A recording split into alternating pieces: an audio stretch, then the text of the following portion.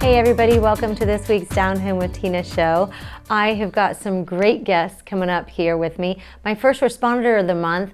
A lot of folks don't realize that corrections officers are first responders, but they are. And I had a gal reach out to me. It's been a few months now because I have to, go through certain loops to make sure that I could get one and, approval and all of that. But anyways, I'm really excited to have a fella coming up that I know him. He's been a guest on the show before, and he's going to just talk a little bit about what it is and what it's like in his career as a corrections officer.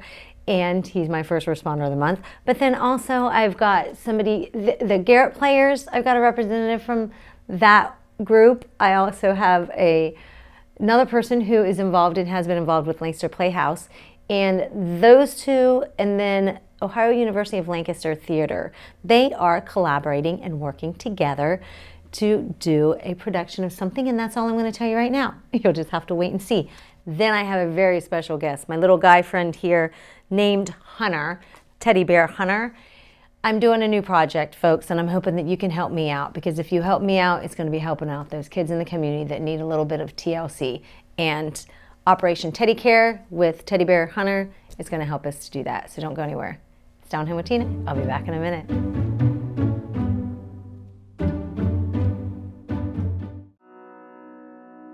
The Frankie Smith Funeral Home and Crematory in Lancaster and the Johnson Smith Funeral Home in Baltimore have a long and wonderful history of serving our community. Feel free to give us a call at 740-653-0652. Stop in and see us at either of our two locations, 405 North Columbus Street in Lancaster and 207 South Main Street in Baltimore. Respect for tradition, regard for change. Dagger Law has been part of the Lancaster community for more than 110 years. This is where we live and work. You'll see us at festivals, sporting events, and all around town. We consider our clients as friends, and we walk alongside you through challenging times. Whether you're a growing business, a changing family, facing litigation, planning your future, or dealing with land issues, we're right here. We are local. We are trusted. We are experienced. Dagger Law.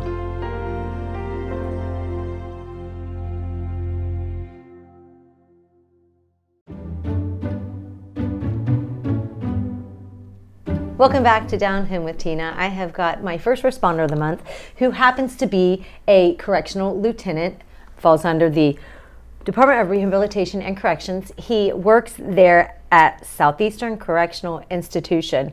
That is a whole lot, Shane. You're expecting a whole lot from me, buddy. No, I'm just kidding. No. My goodness, how many years have you been in corrections? I've been in corrections in the state of Ohio for 27 years. That is quite some time. Do you know typically how long somebody who goes into that occupation sticks around? Is it always this, or is it unusual? Well, when I started, it was a career, Okay, yeah. 30 years, and you get a nice pension, and some things over the years have changed, so I have to do 31 years, but that's fine. Yeah. What made you decide to go into corrections? Because I know, because I've had you on before as a veteran. Yes. What exactly and why did you decide to go into this? Was it military that helped you to make that decision? Yes. Okay, when I got out of the military, I was looking for something. But I didn't want to be a truck driver. I didn't want to work at McDonald's or... Well, I have a friend of mine that called me and said, hey, they're looking for workers for the prison. Not here in Ohio, but down in Florida. So I drove down there and took their test and qualified and was on a grad. I worked down there probably 14, 15, 16 months. Okay. And I have another Army buddy, because the Army is the big connection for me. Called me, and he's from Ohio, and said, hey, Ohio's hiring, $3 more an hour. I'm like, I'm on my way. So I came up here, I did their test, did their assessments, and was on a grad. And 27 years later, here I am. Wow. I started out as a correctional officer. Okay, so from the bottom up. From the bottom up, working the dorms. Yeah, share with folks a little bit about that. My facility is all dormitory. Okay. Okay, it's an open base. And we have some units that have, 270 guys in it. Okay. Some are a little smaller. They break them up on the east side and the west side and the south side because of the way the physical building is. Okay. You know what I mean? But when I started there, they were all open base, and they still are open base. How many different corrections facilities have you been an officer in? Just this one here in Ohio. So this is the one. I've been to every one we have. Okay. As you know, I have additional duties playing the bagpipes and stuff. Yeah, yeah. But I've been to all of them, and some are huge. Some have well over 2,000 inmates. Some are smaller. It's closed now, but I used to work for Hawking, and they had around 500 inmates. Wow. Now I'm up here in Southeastern, which is a little bigger than Hawking. And a lot of people probably don't understand or realize that you do fall under as a first responder. Yes, yeah, because of our duties. Picture a prison like a little city. Okay. It has, it has fire. It has its own electrical plant, water, Yeah. sewage, yeah. all of that. So, in essence, and kind of, we're the guardians of the gates, yes. Yeah. But we also fall into the first responder if an inmate falls out or a staff member falls out or a visitor. We're required to render aid. Okay. And it's just the right thing to do anyway. So. What do you feel, what you can share as far as the difference from 27 years ago to today? Because my goodness, so many things. I mean, we're talking cell phones, we're talking about, has things changed for that part of it as well for the inmates? Okay, the inmates still aren't allowed to have cell phones. But Which makes sense, but just... Over the years, it was a different environment. Yeah. And I don't want to say lock them up and forget them. It wasn't that. Oh, but I see, though. The whole mentality of corrections is switched. Before it was, okay, this is their sentence, this is what they do, period. Now, there's a lot of programs that the inmates can go to. Okay, did they change rehabilitation and add the rehabilitation later on? Because it was always that when I started. It was, okay. Okay, and they had some programs, but now there's a lot more programs. Like our director is very proactive. Nice. She likes the holistic and that kind of stuff. Forward thinker. Yes. You believe in the right. Yes. How can we make it grow right. or become make it better? Make it better. Yes. Right. And over my years, just because you're locked up, not everybody's a killer. You know what I'm saying? Some guys, they get locked up for doing something stupid. Yeah, and they got caught the first time. I don't mean that. Right. I'm not meaning that go out and do something thinking you can get away with it. I am not condoning any of that. No, okay? yeah. Same here. Yeah. And what people don't realize is, and a lot of people think that we should be punishing them while they're there. Their punishment is being there, away from their families. Okay, my job as a lieutenant, I have officers, and we have to manage the inmates. Right. Make sure that they go to work, they do what they do, because there are jobs there. Inmates get paid a little bit of money so they can go to the commissary and have a little nicer things. What can you now? I know, of course, you end up in a facility such as this if you've broken the law and things like that. How do you compare it, or can you compare with what? Because basic training and AIT, you're owned now by the government. You know what I mean, in a positive way. But of course, I know that. Well, it's. But you see what I mean? It's like your freedom is taken away. Right. And yeah. You can't just get up and I'm going to the zoo tomorrow. Right. Yeah, and done. Basic and stuff. So how can you not maybe relate, Shane, but have a little bit more of an understanding, or do you think you have because you have that military experience? I do. And bringing it into the corrections. I do have a broader understanding. Broader. Here's the thing. A day in corrections is usually regimented. You get up at a certain time, you have to go to work, you have to eat breakfast at a certain time, you have to go to pill call if you're receiving meds. Then you go to work, and you're required to clean your area. And as corrections officers and lieutenant, we're required to make sure that that's the stuff they do. Right. you know, the days of old of, you know, they're lying on iron and that's, you know, that's antiquated, and that was long before me. And it probably gives them options. That's probably what you're saying with the different programs that are And available the different to them. jobs. They have, there's some guys that learn make, and grow. they and make some money, and they learn a trade. Like my facility, they make soap, different cleaning agents. Nice. And of course, they're contracted with the department, so you know, the soap gets sent all over to the different prisons and some government agencies. You know, floor cleaning stuff, and you know, like our version of Windex and that kind of thing. And this gives them guys a trade, so when they get out, I worked in this type of environment. I know how to make Windex, or not Windex, but you know what I'm saying. Yeah. And various prisons have different trades like that. That is very interesting. They're to used know to it, and I believe I can't remember which prison it is, but they make furniture, office furniture. Wow. You know what I mean? License plates, that's a staple. But yeah. So I know we're almost out of time already because it goes by so quickly. But can you go up in rank easily in the corrections? Yes. Yeah. It's a career. You know, I started out as an officer, gray shirt they call it, and I watched and I learned, and you know they have a promotion board, and I put in for lieutenant, and I actually skipped sergeant because it wasn't offered back then. Oh, okay. All the jobs were filled. Lieutenant job came open, I put in for it, and lo and behold, here I am. Shane, I think that's great, and you're going to retire. You said I'm going to retire. You're going to make a career. Well, you are my first responder of the month, so I've got little treats in here for you, and you're lucky I don't get in here and get any of them. Hey, I want to see. Hey, can I and say Ava that? Jewelers. Oh yes, you've got to shout out to I got to say hi somebody. to we got to shout out to my wife Gabby, Bianquita. Thanks for coming, Chrissy, Haley, and Lana. Of course, the rest of my kids. You know, I love you all.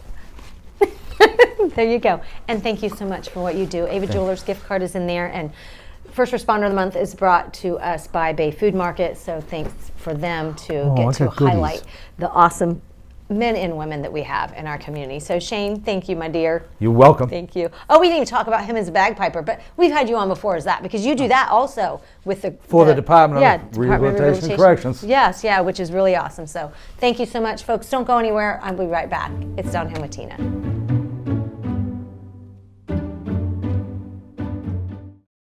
When I was in foster care, I never knew when I would have to move, so I always had my suitcase ready to go.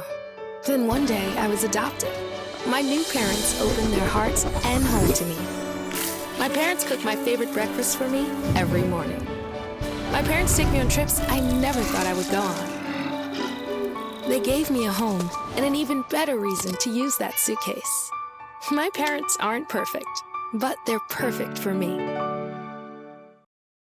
We could not have done, as a family, what the Peccary House did for my dad.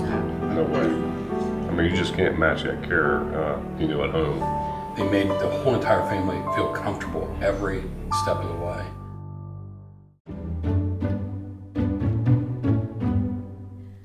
Welcome back. It's Down Home with Tina. I have got with me Cathy Bitler. She is the director of an upcoming production with the Garret Players, and that takes place at the Fairfield County District Library. But along with her, because they are going to be collaborating with, is former board member from Lancaster Playhouse, Linda Kauffman. So I'm excited to have you for the first time and meet you for the first time and to learn a little bit about you, Linda. But you all are going to be working with OUL and collaborating with. So, but first I want to go ahead and share with folks, because Cathy, I know you were in before to talk about the Sweet Delilah. So let's talk a little bit about this production that's coming up with the Garret Players. The production is August 26th, 27th, 28th, and as you said, on the third floor of the Fairfield County District Library. And the play is called The Sweet Delilah Swim Club. It's about 5 college swim team members who meet every year in August for a long weekend in the Outer Banks of North Carolina. And there are certain rules for the weekend. No work, no phone, no husbands, no kids. Just lots of laughter and a chance to meddle in the lives of your best friends. And what better way to spend a weekend? Absolutely. Like that. I was so disappointed because I told you then, and I'll tell again now, I really wanted to participate in it, but of course life is going on and things didn't make it to where I can.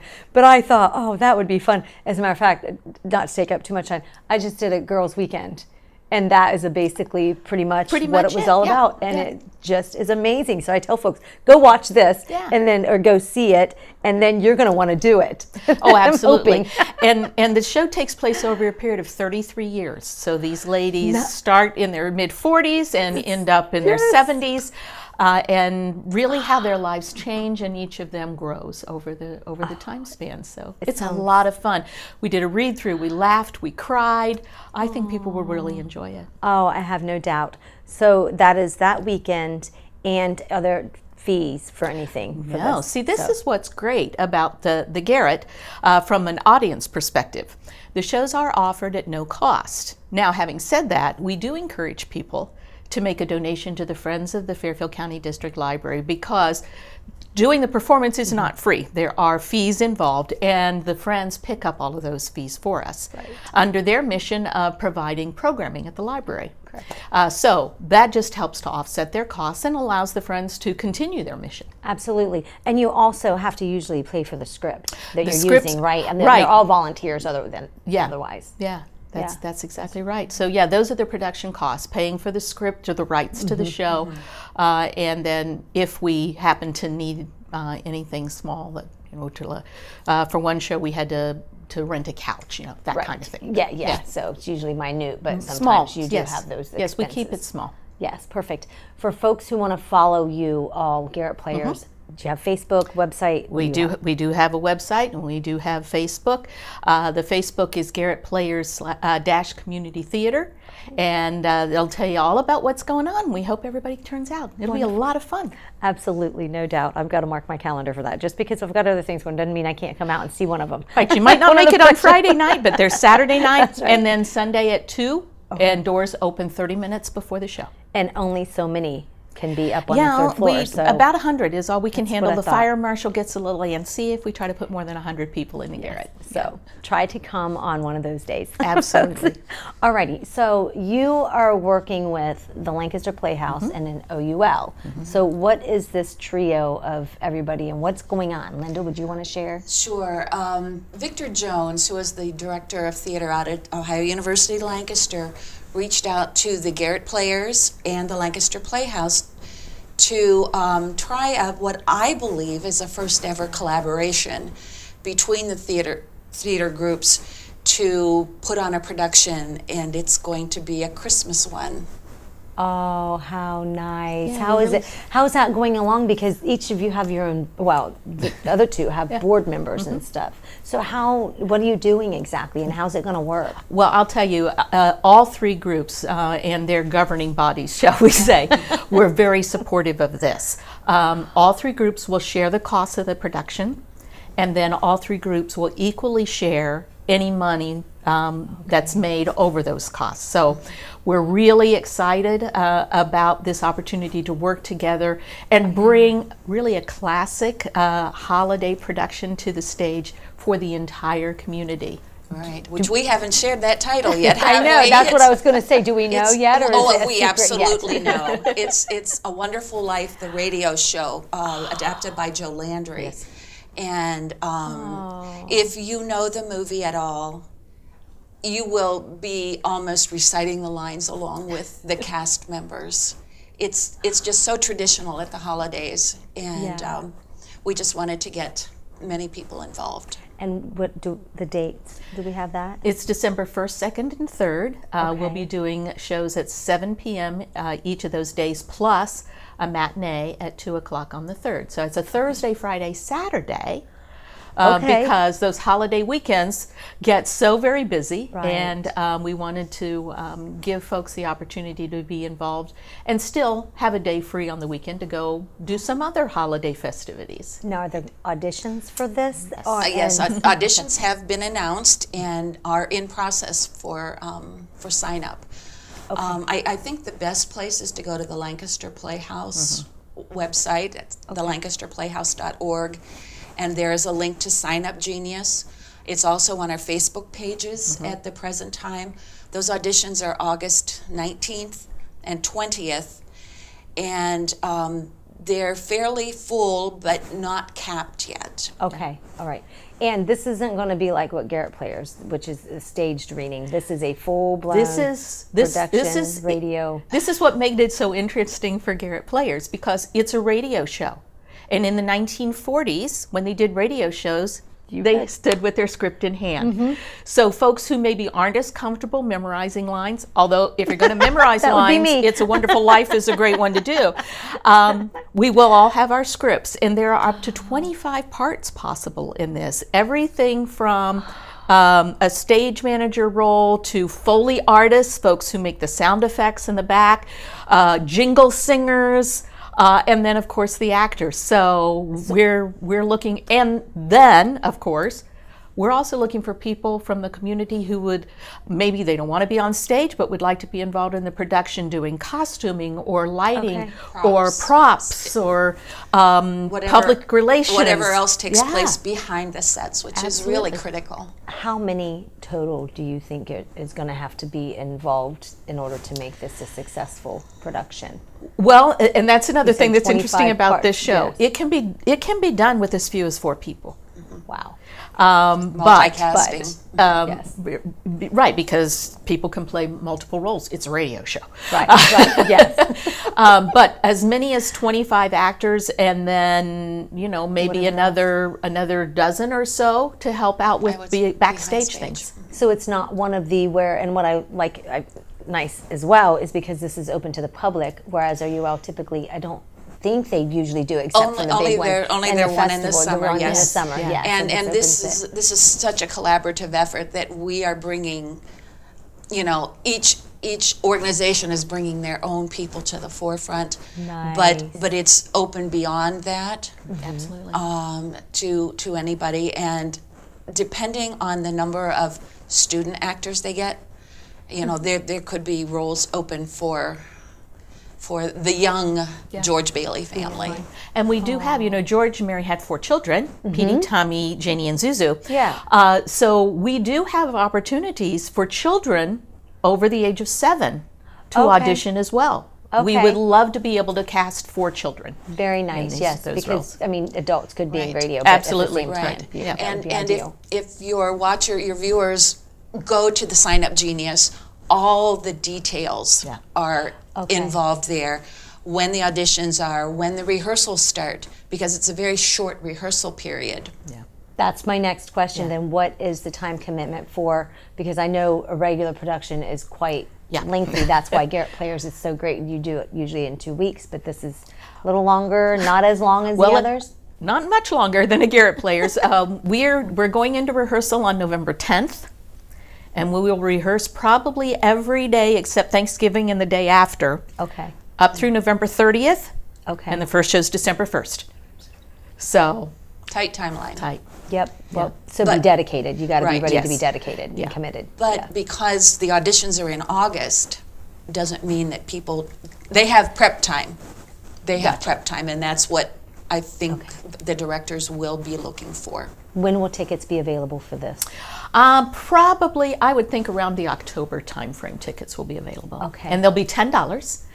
And nice. Every show will have a pre-show done by a local choir or community musical organization that wants to come in and do their holiday program for 20 or 25 minutes before curtain. So, and you don't know who that'll be yet? Not yet. Victor's working on that. Victor's, yes. I love that he does that too, because that's great. But what a wonderful way to start your holiday season. Absolutely. Go out and see it. If you don't want to participate in it or be in it, then at least go out and be supportive of what you all are doing. It's a wonderful show. I've seen this one twice, and I'm really excited about the opportunity for the community collaboration. One more time, how do folks follow? Where do they go? So that way they can. Well, all 3 organizations have Facebook pages and websites, so just Google us. That's right. And You're Googleable. You can learn all about the shows, and then you could also sign up for auditions. And then when tickets are available, they'll be available through the Ohio University-Lancaster page. Cathy, thank you so much. Thank you, Linda, Tina. thank you so much. Thank you It for has been a having pleasure. us. Love it when folks work together, folks. And that's what we do here at Downhill with Tina. We're going to make this a better place in our community just by being happy and sharing great and wonderful things we've got going on. Don't go anywhere. I'll be back. It's Downhill with Tina.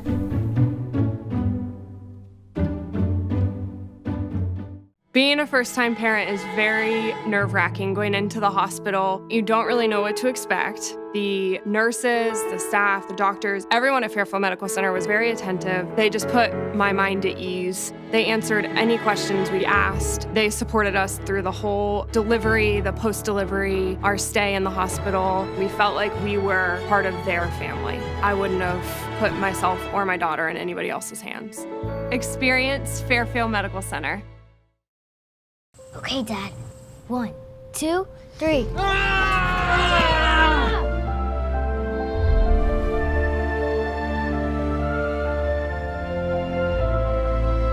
You saved me. Dad? Are you okay?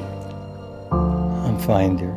Your hero needs you now, and AARP is here to help. Find the care guides you need at aarp.org/caregiving.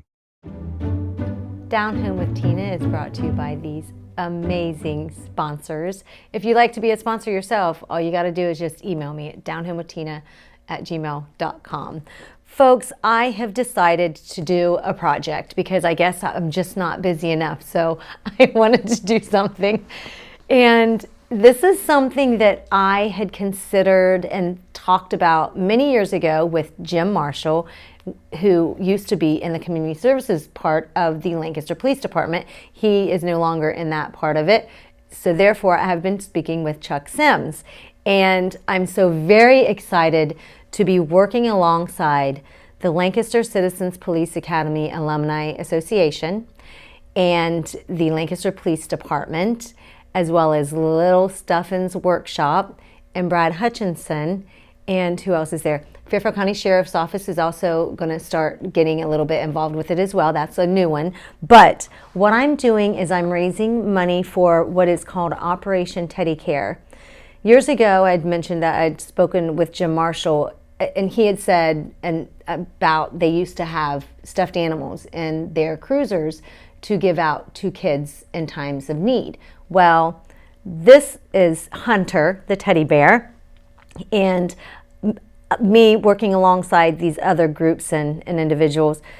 I want to raise funds because we are going to work with Little Stuffin's Workshop to get as many bears and purchase as many bears as we can to go in the back of the cruiser. So if the Lancaster Police Department or the Fairfield County Sheriff's Office is called out on a domestic call, this little bear is going to give a little of the TLC that these kids need. And his name is Hunter, and the reason why it's Hunter the teddy bear, I'm going to share with you what's going to be said or put on a card in every little bag that the kids get, the bear that they get. This little bear has been hunting all around for a friend, and he has chosen you.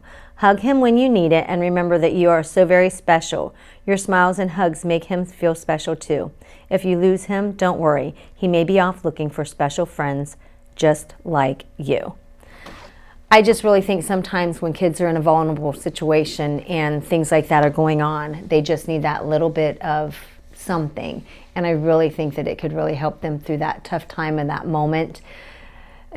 So if you would be willing to give a monetary donation, you can go to the LancasterCPAAA.com website, PayPal, or you can always mail a check or drop off cash, and you can email me if you wanted to do something with drop off the cash.